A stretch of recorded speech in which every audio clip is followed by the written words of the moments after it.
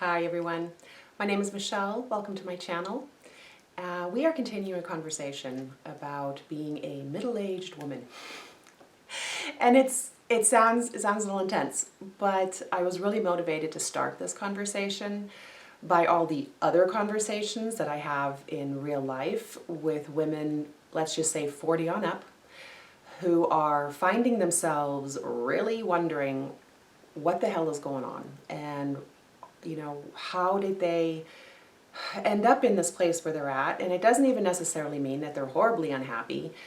It's more of a feeling of being really unsettled, and all of a sudden you just don't feel so comfortable in your own skin anymore.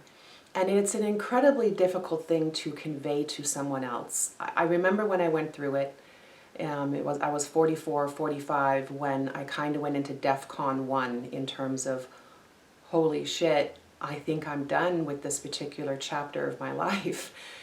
But what does that mean? And where will I go from here? And all of the big questions.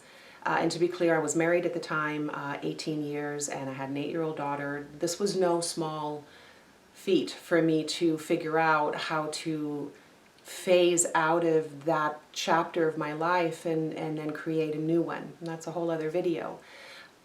I really just want to establish in these first few videos your legitimacy in wondering, that you are allowed to wonder, that you are not a bad person if you wake up in the morning as of late and kind of say, I don't know how excited I am about today.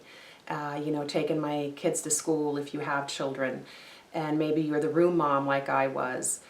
Maybe that you're like, oh my God, it's like the last thing I want to do, and I've kind of felt that way for a while now, but the feeling's getting stronger. Oh my God. And then we go into guilt spiral, which is again another really kind of big topic, but I want to touch on it. Women, and again, whether there's children involved or not, if there's a partner involved in any way, usually there is this guilt attached to us wanting to look at our lives, look at our partnerships, our intimate relationships, our family relationships. Let's just say that a lot of women in this zone, this middle-aged zone, feel really bad about wanting to evaluate and reassess their life and who they share it with and who they give their time to. What causes are you giving your time toward, and all of that. Because we have this innate nurturing thing in us that makes us feel or believe that we are responsible for other people's happiness. Everybody. It's this nurturing thing. It's a pacifism. We tend to immediately go to the, oh, I'll take the hit. I'll go ahead and take the smallest portion of food. I'll go ahead and sit in the most uncomfortable part of the plane. I will go ahead and take that shift, for the baby or whatever. We have not everyone, I get that, we're individuals, but it seems as a general rule, we women will take the hit for everybody. We'll take one for the team. So when we decide all of a sudden that, oh my God, I don't know if I want to be that part of the team anymore. I think maybe I want to look out for myself a little bit. I think I want to maybe expand beyond my role of taking care of everyone all the time, while I'm walking around feeling like I think I might want to run away. I don't understand why I feel this way right now. I thought my life was really settled and everything was good. And then now all of a sudden I'm wondering about all of it. Okay, so that's kind of the spin we get into of guilt. And then there's the shame chases right behind it, that you're a bad person because you're not happy with your life and with your kids if you have them, or with the spouse, especially if he or she's a decent person. Breathe. It is not the end of the world for anyone, male or female, to want to stop and look at their life and evaluate, is this the track I want to stay on? Is this really who I am for the next 20 or 30 years? Wow. I mean, think about that. That's really big, right? I mean, 45, 50, 55, we're not dead. We have a couple of decades left in us, We have a right to look at that and decide this is who I am right now. I'm totally content. I am settled. I'm good. I don't have to talk myself into my life every day. I'm okay. But a lot of us don't have that feeling when we hit our mid-40s. It's very interesting. So the thing that happens is that we get in this uncomfortable place, and all of a sudden the words, midlife crisis. And crisis has this really negative connotation. It's to be avoided, right? Crisis is equated with chaos and disaster, and those things are to be avoided. And so the midlife crisis label just makes us feel double shitty about feeling that unrest in us and that desire to look beyond our everyday landscape. I'm going to support you to just erase that term from your psyche. Let me be clear. The only people experiencing a crisis when the nucleus of the family or of a couple, which is often the woman, I'd say usually the woman. Yes, I speak in generalities, but I kind of have to. But in my experience and in my both personal and professional, women tend to be the emotional grounding point for a couple and for families. Both, romantic relationship families and the extended family and our families of origin, it's the women that are expected to be that grounding force. And so we get in that place of that it's our job, right, to take care of everybody, and we can't stray, and everybody looks to us to keep the boat steady. Well, when we hit this place of wondering, am I in the right boat? Do I want to be responsible for this boat anymore and everyone in it? Everyone around us freaks out. And they go into crisis mode because, oh my God, their lives are going to be affected. They might be inconvenienced.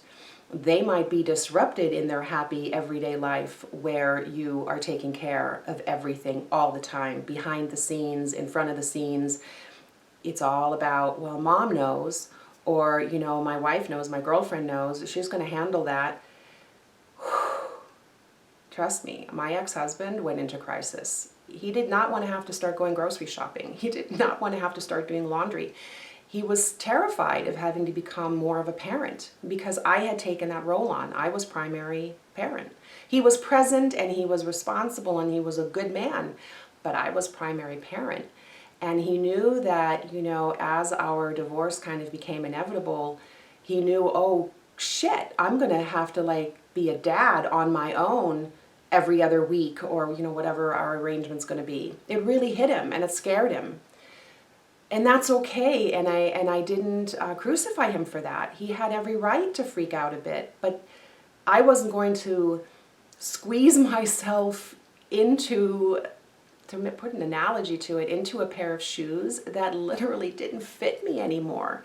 It was like, putting my size 9 feet into a size 8 shoe, and we all know how that turns out. It hurts like hell. We're hobbling around. We look uncomfortable. We are uncomfortable. We slip them off whenever we can to try to kind of recover, and it gets more and more painful every time we squeeze our foot back into that shoe. It's not interesting. It's really true, right? As the kind of the damage occurs from continuing to squeeze ourselves into that shoe that doesn't fit, it gets more and more painful, and eventually you can't do it anymore. And let me just kind of end it with this. You will hit a crisis, and I know that I was close to hitting an actual crisis because I was avoiding the pain. I was ignoring it, and I was trying to deflect from it. I was trying to distract myself, do another yoga class, join another book club, go on another diet. Maybe I need more hours at work. I wonder if we should buy another car. We need to plan a vacation. We are geniuses at distracting ourselves until we just can't anymore.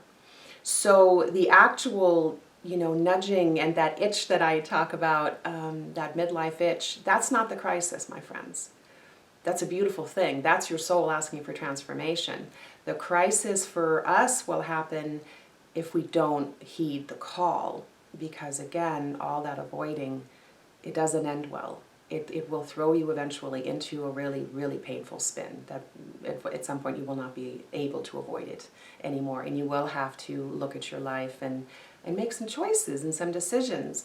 And it isn't as scary as we make it out to be. I promise you. it's all kind of exciting when we allow for it to unfold. And if you give your authenticity the voice that it's asking for, that inner you that is trying so hard to get your attention, it's all good, and it's all exactly how it's supposed to be. So please, if you are in a place of that guilt and or shame or just panic,